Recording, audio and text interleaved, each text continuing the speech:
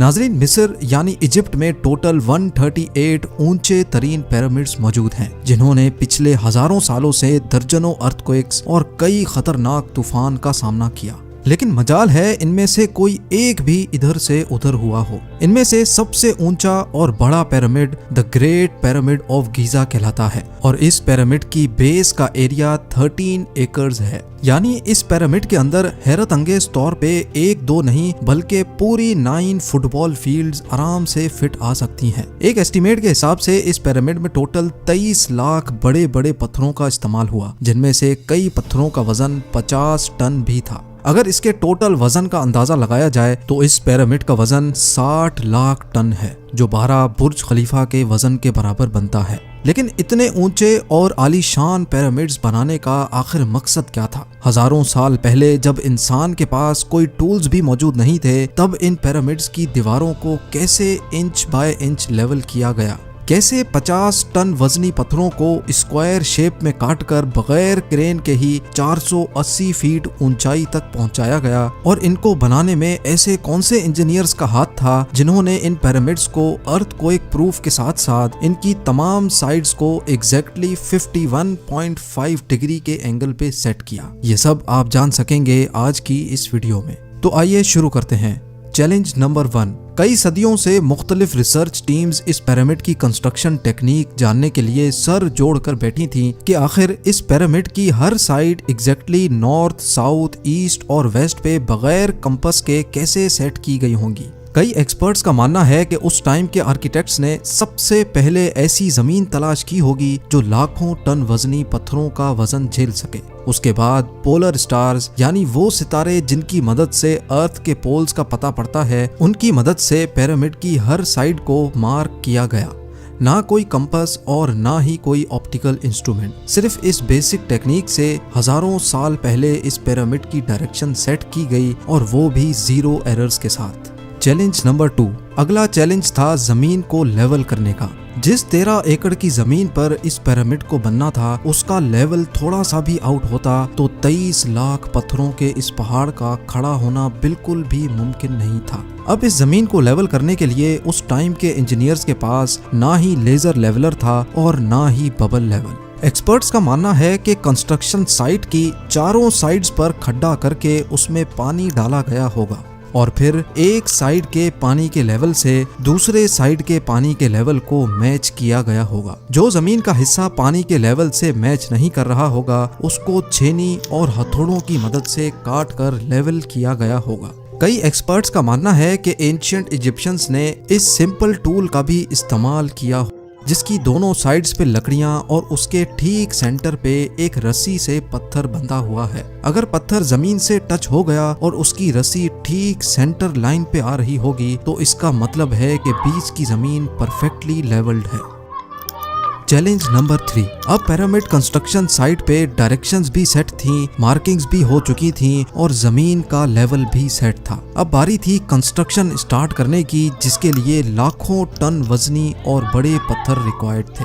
लेकिन ये पत्थर काटने के लिए ना ही उनके पास ग्राइंडर थे और ना ही जैक हैमर्स। लेकिन फिर भी उन्होंने 50 टन वजनी पत्थर काटे भी और उनको स्क्वायर या रेक्टेंगल शेप भी दिया। लेकिन आखिर किसकी मदद से?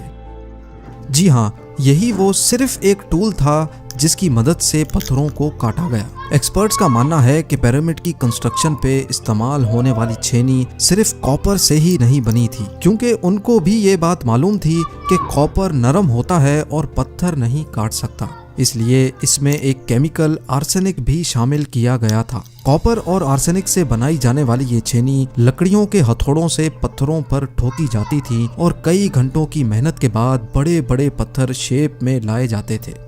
Challenge number 4। अब चूंकि ये खास किस्म का पत्थर जिसको आज लाइम स्टोन कहा जाता है, उसकी कटाई पिरामिड कंस्ट्रक्शन साइट गीजा से 250 किलोमीटर दूर टोरा के शहर में हो रही थी। अब मसला था ये पत्थर गीजा तक ट्रांसपोर्ट करने का। हर एक पत्थर 50 टन यानी 50,000 केजी के बराबर था, जो तकरीबन 3 पैसेंजर बस के वजन के बराबर बनता है। और ऐसे 23 लाख पत्थर सिर्फ एक पिरामिड में इस्तेमाल होना थे। इतना ज्यादा वजन ट्रांसपोर्ट करने के लिए ना ही उस दौर में कोई जानवर काम आ सकता था और ना ही उनके पास ट्रक्स मौजूद थे। हत्ता कि अगर आजकल के जदीद दौर में भी ये काम करना पड़े तो ट्रांसपोर्ट कंपनीज को अच्छा खासा टफ टाइम आएगा। हैरत अंगेज तौर पे ये काम वर्कर्स और कश्तियों की मदद से किया गया। जी हाँ, टोरा और गीजा के दरमियान मौजूद रिवर का फायदा उठाया गया और बड़ी बड़ी कश्तियों में पत्थर लाद कर पिरामिड साइट पर पहुंचाए गए। एक्सपर्ट्स का मानना है कि ये काम इतना आसान नहीं था। शिप्स में इतने बड़े पत्थर की लोडिंग और अनलोडिंग में कम से कम भी 500 मजदूरों की आर्मी एक ही वक्त में लगाई गई होगी। Challenge number 5।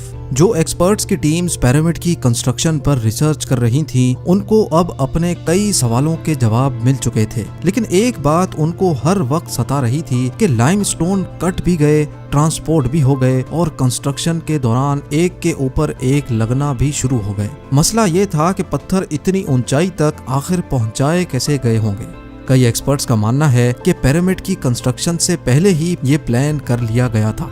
या तो ये स्पाइरल ट्रैक के जरिए ऊपर गए होंगे या फिर जिग जैग तरीके से, लेकिन ये बात तो तय है कि 50,000 केजी के पत्थर ऊपर मजदूरों की आर्मी की मदद से ही खींच कर गए होंगे। Challenge number 6। बात सिर्फ लाखों मजदूरों छेनी हथौड़े से लाइमस्टोन काटने और इतने बड़े पत्थरों को ट्रांसपोर्ट करने की ही नहीं थी। इस पिरामिड के अंदर कंपार्टमेंट्स, उनके अंदर जाने का रास्ता और कई छोटी छोटी सुरंगें भी बनाई गई थी। बाकी सब चीजें तो ठीक थी, लेकिन एक चीज एक्सपर्ट्स को हैरान कर गई और वो ये थी कि अंदर के कंपार्टमेंट्स में जो पत्थर इस्तेमाल हुआ था वो लाइमस्टोन नहीं बल्कि ग्रेनाइट था। जी हाँ, ग्रेनाइट एक ऐसा पत्थर है जो डायमंड के बाद दुनिया का सबसे सख्त तरीन स्टोन माना जाता है।